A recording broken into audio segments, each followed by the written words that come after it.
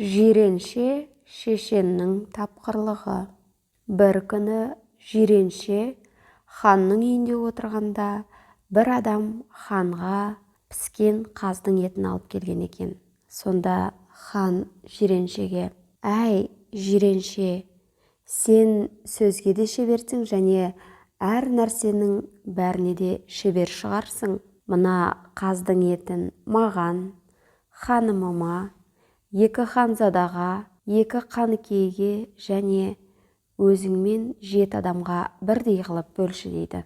Сонда жиренше ойланбай пышағын қынабынан суырып алып, әуелі қаздың басын кесіп алып: «Міне, сіз әрі хансыз, әрі халықтың басысыз. Бұл басты сіз тұрғанда кім жейді?» деп басты ханға беріпті. Екі аяғын кесіп алып, екі ханзадаға: «Сіздер атаңыздың ізін басып, хан боларсыздар» деп екі ханзадаға екі аяқты береді.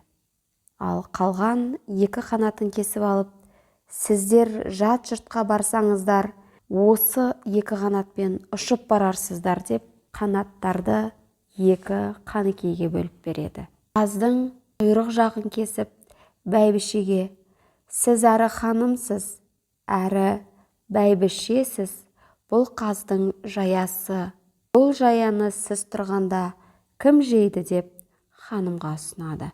«Мен бас жейтін хан емеспін, жая жейтін ханым емеспін, аяқ жейтін ханзада да емеспін, қанат алатын қаныкей де емеспін.